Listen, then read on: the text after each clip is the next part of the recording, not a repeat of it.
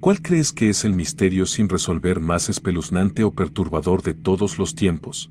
Ella es conocida de manera algo críptica como la Mujer de Isdal o la Mujer del Valle de Hielo. Es un nombre derivado del lugar en el que fue encontrada el 29 de noviembre de 1970 en la remota región de Isdalen, que significa Valle de Hielo, en Noruega. Se suponía que solo era un nombre provisional, un apodo temporal mientras se investigaba su identidad. Nunca ha sido reemplazado, porque, a pesar de los esfuerzos internacionales de la policía, periodistas y detectives aficionados, y a pesar de ser el tema de un podcast exitoso, la Mujer de Isdal sigue siendo uno de los grandes misterios de Noruega. Entonces, ¿quién era la Mujer del Valle de Hielo? ¿Fue asesinada? Y si es así, ¿por quién? La mañana del 29 de noviembre de 1970, excursionistas en el Valle de Isdalen cerca de Bergen en Noruega, se toparon con una escena angustiante. El cuerpo de una mujer estaba desplegado sobre unas rocas, quemaduras por todo su frente la hacían irreconocible y destrozaban la mayor parte de su ropa. Otros objetos, como joyas, un reloj y un paraguas roto estaban dispuestos a su alrededor en un cuadro que algunos han descrito como ritualista. La policía registró la escena, pero no encontró nada para determinar quién era ella. De hecho, esto parecía haber sido deliberado, con grandes esfuerzos para eliminar todas las marcas y etiquetas de su ropa y pertenencias. A pesar de sus terribles lesiones, la policía afirmó que creían que la mujer medía 5 pies y 4.5 pulgadas de altura y tenía entre 25 y 40 años. Se creía que tenía ojos marrones, una cara pequeña y redonda y orejas pequeñas. Había sido encontrada con su largo cabello castaño negro atado en una cola de caballo. La autopsia finalmente mostraría que la Mujer de Isdal fue quemada viva, su causa de muerte una combinación de esto y la ingestión de una gran cantidad de pastillas para dormir. Si bien las autoridades inicialmente vieron el caso como un suicidio complejo, otros creen que esto implicaba que la muerte en Isdal fue causada por alguien o algo más. A medida que avanzaba la investigación, las cosas solo se volvían más extrañas. Se pensó que 2 maletas en el departamento de equipaje perdido de la estación de trenes Bergen pertenecían a la mujer, ya que se encontró su huella digital en un par de gafas contenidas allí. Sin embargo, a pesar de que la ropa, pelucas, cosméticos y otros artículos dentro ofrecían esperanza de posibles pistas, todos estos habían sido limpiados nuevamente de todas las etiquetas. Curiosamente, se encontró una nota codificada en una de las maletas. Cuando finalmente se descifró el código, resultó ser una lista de lugares donde se había alojado la mujer. Cuanta más evidencia descubría la policía, más parecía que la Mujer del Valle del Hielo había estado involucrada en algún tipo de espionaje. Aprendieron que se había alojado en varios hoteles noruegos usando una variedad de identidades y pasaportes falsos, solicitando frecuentemente cambiar las habitaciones. Hablaba inglés con acento, usando algunas frases alemanas. La gente a menudo la recordaba y describía como si tuviera aire afluente y cosmopolita.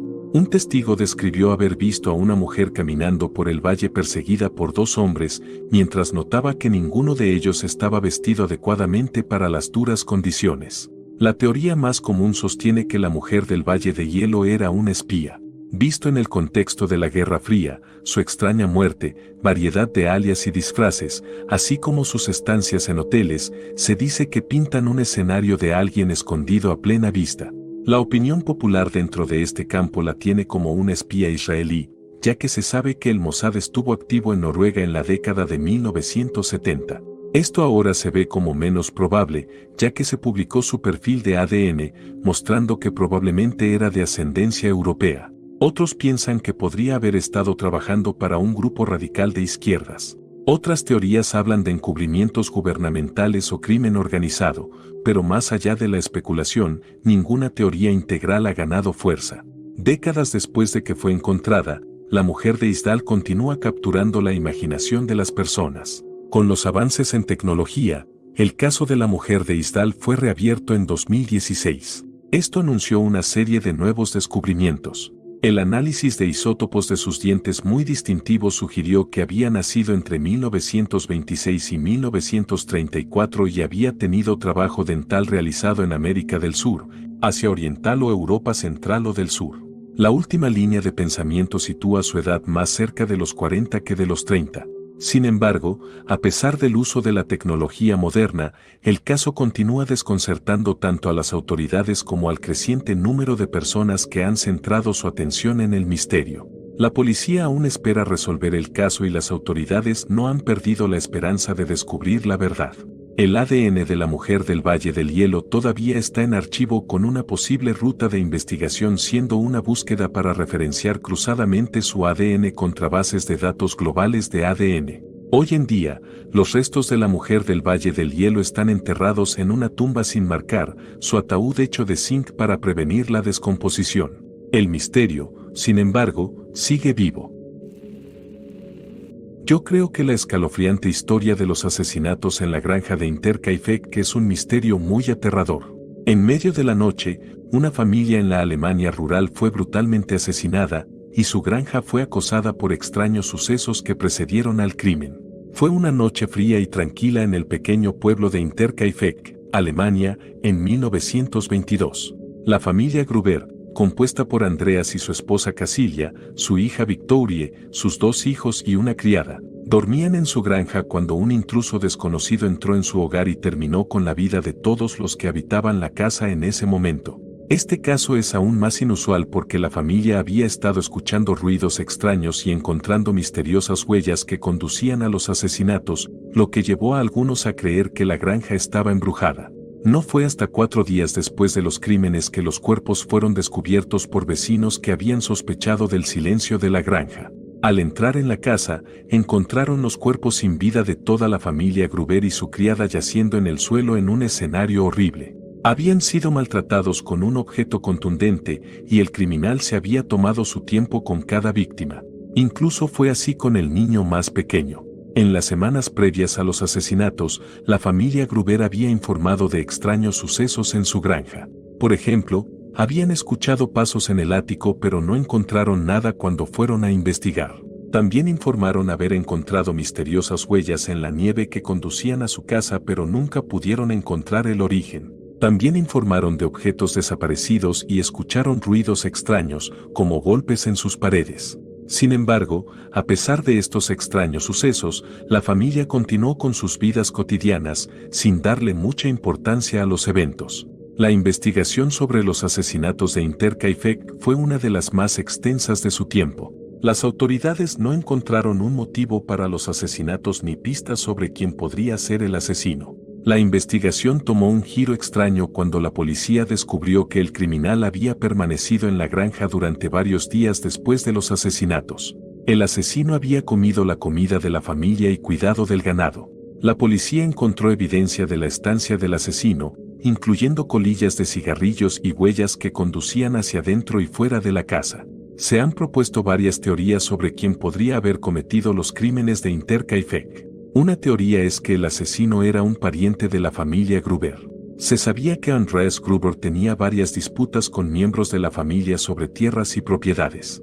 Otra teoría es que el sospechoso era un antiguo amante de Victorie que había regresado a la granja y cometió esas atrocidades por celos.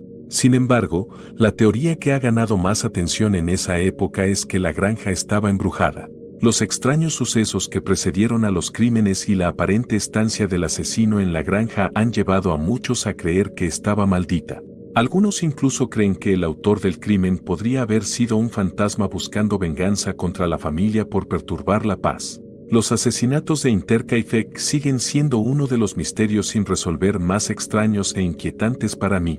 Como curiosidad, la granja donde ocurrieron los hechos ha sido demolida y ahora hay un monumento conmemorativo en su lugar, recordando a los visitantes los trágicos eventos allí. Los 5 de Yuba. En febrero de 1978, 5 jóvenes discapacitados desaparecieron en un bosque de California camino a casa desde un partido de baloncesto, y aunque se encontraron los cuerpos de 4 de ellos meses después, el caso sigue desconcertando a los investigadores hasta el día de hoy. El 24 de febrero de 1978, 5 hombres de Yuba City, California, Jackie Hewitt, Bill Sterling, Jack Madruga, Ted Wahor y Gary Mathias, hicieron planes para ir a un partido de baloncesto universitario en Chico, California.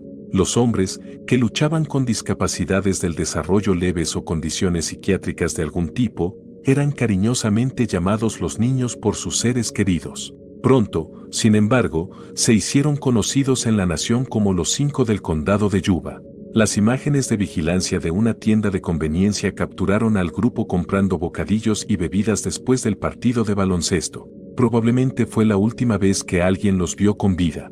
Después de una búsqueda que duró varios días, la policía localizó el coche de Jack Madruga atascado en un banco de nieve en una carretera remota en el Bosque Nacional Plumas, muy lejos de la ruta que los hombres debían estar recorriendo entre Chico y Yuba City. Sin embargo, no había rastro de los amigos.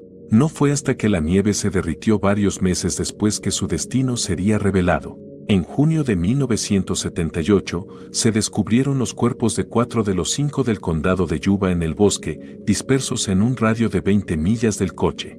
Los restos de Gary Mathias nunca fueron encontrados. Y hasta el día de hoy, nadie tiene idea de lo que les pasó a los jóvenes hombres o por qué estaban en el bosque para empezar. Ellos eran 5 hombres de Yuba City, California, que tenían entre 24 y 32 años. Todos vivían en casa con sus familias y eran discapacitados, pero eran lo suficientemente independientes para pasar tiempo solos y hacer viajes cortos. Madruga tenía un Mercury Montego con el que solía llevar al grupo. Todos jugaban al baloncesto juntos en el Centro de Rehabilitación Vocacional de Yuba City y estaban deseando participar en un torneo organizado por las Olimpiadas Especiales en Sacramento el 25 de febrero. Los ganadores del torneo recibirían un viaje a Los Ángeles durante una semana y estaban decididos a llevarse el premio. La noche antes del torneo, sin embargo, tenían otro partido de baloncesto al que asistir. Los hombres subieron al Mercury de Madruga y condujeron 80 kilómetros hasta la Universidad Estatal de California en Chico para ver al equipo jugar contra UC Davis. Después del partido, se detuvieron en una tienda de conveniencia y compraron dulces y leche con chocolate para el viaje a casa. Un testigo los vio partir, dirigiéndose hacia Yuba City, pero nunca llegaron. A la mañana siguiente, los padres notaron que sus hijos no habían regresado a casa. No eran del tipo que se quedaba toda la noche fuera y no habrían faltado voluntariamente a su torneo de baloncesto. La madre de Madruga llamó a la policía y comenzó la búsqueda de los 5 del condado Yuba. Por pura suerte, un guardabosques del Servicio Forestal estadounidense se topó con el coche atascado en un banco de nieve en el Bosque Nacional Plumas el 27 de febrero. La carretera remota estaba casi a 80 kilómetros en dirección opuesta a la ruta que deberían haber estado recorriendo. Además del coche no había evidencia alguna que indicara que los hombres habían estado allí. Ni siquiera parecía como si hubieran intentado mover el vehículo, aunque 5 hombres adultos deberían haber sido capaces fácilmente de levantarlo del banco. Las llaves no estaban. La policía comenzó inmediatamente una búsqueda en los bosques de los alrededores, pero una brutal tormenta de invierno les obligó a detener las operaciones. Luego, un hombre llamado Joseph Shantz se presentó con una extraña historia sobre la noche del 24 de febrero. Shantz había estado conduciendo en la misma carretera remota para revisar su cabaña en el bosque cuando también quedó atrapado en un banco de nieve. Luego sufrió un ataque al corazón mientras intentaba liberar su vehículo y se derrumbó de dolor, incapaz de moverse. Alrededor de las 11:30 de la noche, notó los faros en la carretera. Afirmó que varios hombres salieron de un coche junto con una mujer que sostenía a un bebé. Pidió ayuda y el grupo dejó de hablar y desapareció. Shantz dijo que vio haces de luz de una linterna nuevamente unas 2 horas después, pero nadie vino nunca a ayudarlo. Cuando él se recuperó lo suficiente para intentar caminar montaña abajo en busca de ayuda, el coche de Madruga estaba en el lugar donde había visto al grupo de hombres la noche anterior. No está claro si Shantz realmente vio a los 5 del condado de Yuba, si realmente tenían una mujer y un bebé con ellos, o si simplemente imaginó todo el encuentro en un aturdimiento inducido por el dolor. Su historia solo añadió misterio al caso. Sin embargo, era todo lo que los investigadores tenían para trabajar, al menos hasta que la nieve se derritió en primavera. El 4 de junio de 1978, los motociclistas que exploraban los senderos del Bosque Nacional Plumas se encontraron con una caravana del Servicio Forestal en el bosque a 32 kilómetros de donde se había descubierto el coche de Madruga. Curiosos, abrieron la puerta para explorar y se encontraron con una escena espeluznante. El cuerpo de Chad Warrior estaba tendido en una cama en la caravana. Estaba envuelto en sábanas y sus pies estaban gravemente congelados. El cuerpo de Waiger estaba demacrado y la longitud de su barba sugería que había estado vivo durante 2 o 3 meses después de desaparecer. Curiosamente, aunque Waiger había entrado a la fuerza en la caravana, no había abierto un casillero en el cobertizo que contenía suficiente comida para alimentar a los 5 hombres durante más de un año. Tampoco había usado las cerillas, el combustible o el tanque de propano ubicado en otro cobertizo para mantener caliente la caravana. Parecía que simplemente había pasado meses esperando morir. Al día siguiente, los investigadores encontraron los restos de Jack Magruder y Bill Sterling en el bosque a varios kilómetros de distancia. Los animales habían consumido sus cuerpos. No estaba claro si los hombres habían llegado alguna vez a la caravana. Poco después, se descubrieron los zapatos y una parte de Jack y Hugh a solo 3 kilómetros de la caravana. Su cráneo fue localizado a 90 metros de distancia. Las familias de los hombres tenían innumerables preguntas sobre el descubrimiento. ¿Cómo llegaron allí? ¿Por qué abandonaron el coche? Pero había una pregunta que eclipsaba a todas las demás: ¿dónde estaba Gary Mathias? Hasta el día de hoy, nunca se ha encontrado el cuerpo de Matías. Sus zapatillas fueron descubiertas en la caravana, lo que sugiere que había estado dentro en algún momento, pero no se encontró ningún otro rastro suyo. En cuanto al caso, John Thompson, agente especial del Departamento de Justicia de California, declaró: no hay explicaciones. Y 1000 pistas, todos los días tienes 1000 pistas. Los investigadores no pudieron encontrar pruebas de que una mujer y un bebé estuvieran alguna vez en la carretera montañosa la noche que desaparecieron los 5 del condado Yuba. Sin embargo, los familiares de los hombres siguen firmes en su creencia de que algo nefasto ocurrió esa noche. Hasta el día de hoy, el misterio de los 5 del condado de Yuba sigue sin resolverse. Esto presenta un dilema frustrante. Los investigadores no pueden probar que se cometió un acto criminal esa noche, pero no pueden explicar qué pasó si no se cometió uno. El caso de los 5 del condado de Yuba sigue activo y continúa atormentando a la policía del condado de Yuba más de 40 años después. El 26 de enero de 1966, 3 hermanos, Jane, Arna y Grant Beaumont, desaparecieron de la playa de Glen Elk cerca de Adelaida, Australia del Sur. El caso de los niños Beaumont desaparecidos sigue siendo uno de los crímenes más notorios de Australia y ha desconcertado a los investigadores durante más de medio siglo. Los hermanos fueron vistos por última vez juntos comprando bocadillos en un kiosco local. Su plan para el día era visitar la playa y Grant había prometido a su madre volver antes de las 2 de la tarde. Cuando los 3 niños no regresaron a casa, su madre Nancy los reportó como desaparecidos, lo que provocó una búsqueda que involucró a miles de voluntarios, policías e incluso personal militar. A pesar de las extensas búsquedas e investigaciones, no se ha encontrado rastro de los niños Beaumont en más de medio siglo. A lo largo de los años han surgido numerosas teorías, tanto plausibles como descabelladas, pero ninguna ha proporcionado respuestas definitivas. Uno de los primeros sospechosos en el caso fue un hombre llamado Bevan Bonainem, quien fue condenado más tarde por quitarle la vida a otro niño. Se informó que tenía una colección de fotografías de niños, y una de las imágenes se parecía a Jane. Sin embargo, no se pudo establecer ninguna evidencia concreta sobre la conexión de Bonainem con el caso Beaumont. Otra teoría afirma que los niños fueron llevados por una pareja que no podía tener hijos propios. Se decía que la pareja había sido vista con 3 niños en su coche y la descripción de su vehículo coincidía con la que Jane había mencionado a sus padres unos días antes de su desaparición. En 2007, un hombre llamado Derek Percy fue interrogado en relación con el caso Beaumont, aunque nunca fue acusado. Percy era un notorio depredador de niños que fue vinculado a varios crímenes, incluyendo el de una niña en Victoria, donde finalmente fue condenado y sentenciado a cadena perpetua. Percy murió en prisión en 2013, llevándose cualquier secreto que pudiera haber tenido sobre el caso Beaumont a la tumba. A pesar de los continuos esfuerzos de la policía y del público para encontrar alguna resolución a este caso, sigue sin resolverse. Los niños Beaumont tendrían ahora 60 años y su destino sigue siendo un misterio conmovedor que atormenta a Australia hasta el día de hoy. Aunque el caso puede nunca ser resuelto, sigue siendo un recordatorio importante de una época más oscura cuando los niños podían desaparecer sin dejar rastro, y como incluso hoy en día, la investigación de tales casos sigue estando llena de desafíos. Hay algunas teorías probables, como el secuestro para una red, involucración de un empresario local, una posible conexión con los asesinatos de Moores. Se ha especulado que los niños Beaumont pudieron haber sido víctimas de los asesinos de Moores, Ian Brady y Mara Henley, quienes estaban activos alrededor del mismo tiempo, pero hasta el día de hoy no se sabe a ciencia cierta lo que ha sucedido el día de la desaparición de los niños. El caso de Brandon Swanson siempre me ha desconcertado. Brandon Swanson estaba de camino a casa para las vacaciones de primavera en mayo de 2008 cuando tuvo un pequeño accidente de coche y llamó a sus padres para pedir ayuda. Luego desapareció repentinamente sin dejar rastro. Brandon Swanson desapareció en las primeras horas del 14 de mayo de 2008 y sus últimas palabras a sus padres por teléfono fueron un escalofriante "oh, mierda".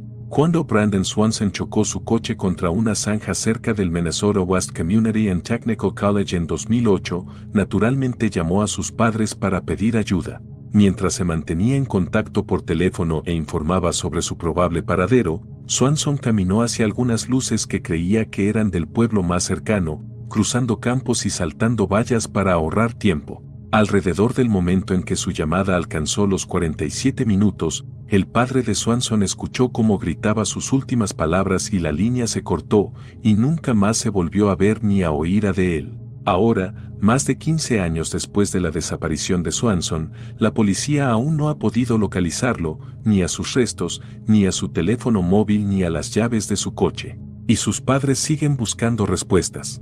Ya sabes, la gente no desaparece en el aire, dijo la madre de Brandon Swanson, pero parece que él sí lo hizo. La noche que desapareció Brandon se dirigió a celebrar el final de las clases de ese año con amigos. Asistió a algunas reuniones locales esa noche, primero cerca de su casa en Marshall, luego en Canby, a unos 45 kilómetros de casa. Los amigos de Swanson informaron más tarde que cuando lo vieron bebiendo, no parecía estar borracho. Swanson dejó Canby algún tiempo después de la medianoche para conducir a casa, un viaje que hacía prácticamente todos los días como parte de su viaje diario hacia y desde la escuela. Pero esa noche, en lugar de tomar la carretera estatal 68 de Minnesota, la ruta más directa entre Canby y Marshall, Swanson eligió conducir por carreteras rurales agrícolas, quizás para evitar a la policía. Cualesquiera que fueran sus razones, pronto tuvo problemas. Swanson se metió en una zanja cerca de un campo agrícola y, con las ruedas del coche ahora elevadas, no pudo encontrar tracción para salir conduciendo. Alrededor de la 1:54 am, llamó a sus padres y pidió que lo llevaran a casa. Les dijo que estaba cerca de Lind, a unos 10 minutos de su casa en Marshall. Los padres empezaron su camino para recogerlo y se mantuvieron conectados a la llamada durante el viaje, pero no encontraron nada más que alrededores oscuros como Boca Lobo. Los ánimos se encendieron en las primeras horas mientras crecía la frustración. ¿No me ves?, preguntó Swanson mientras tanto él como sus padres parpadeaban las luces del coche para indicar su presencia. Caminando en la oscuridad, Swanson sugirió a sus padres que se encontraran con él en el estacionamiento de un popular club nocturno en Lind y decidió caminar por un campo como atajo. Finalmente, el padre escuchó cómo su hijo seguía caminando y luego exclamó abruptamente, «¡Oh mierda!», mientras la llamada se cortó. Sería la última palabra que alguien escucharía de Brandon Swanson. Las repetidas llamadas de sus padres a su teléfono fueron directamente al buzón de voz y durante el resto de la noche los padres, con la ayuda de los amigos de su hijo, buscaron en vano las interminables carreteras de tierra y tierras agrícolas de la zona rural. Para resaltar, el desaparecido no tenía antecedentes de enfermedad mental. En general, estaba sano y no tenía ninguna condición médica conocida. Algunos creen que muchos de los objetos de Swanson cayeron a un río cercano y fueron arrastrados por la corriente, pero los investigadores pensaron que esto era poco probable ya que su cuerpo nunca fue recuperado. Si Swanson hubiera caído al río, hubiera logrado volver a tierra firme y finalmente hubiera sucumbido a la hipotermia, es probable que un perro rastreador de cuerpos hubiera detectado su olor. La madre de Swanson también dudaba de que su hijo se hubiera ahogado, ya que uno de los caninos perseguidores había seguido el olor de Swanson desde su coche hasta una granja abandonada por un largo camino de tierra. El rastro de 4 kilómetros también llevaba al río, donde el perro primero saltó adentro, luego saltó afuera y continuó por otro camino de tierra hasta que él también perdió el olor de Swanson. Parece poco probable que él hubiera orquestado su propia desaparición dado que estaba intentando encontrarse con sus padres esa noche. Una teoría es que Swanson había sufrido un colapso nervioso, pero sus padres dijeron que sonaba consistente en su última llamada telefónica con él y no parecía estar afectado. Hasta la fecha, no se ha encontrado ninguna evidencia física perteneciente a Brandon Swanson, incluyendo su teléfono móvil, las llaves del coche o la ropa, y todo lo que le queda a sus padres son recuerdos y esa última y escalofriante llamada telefónica.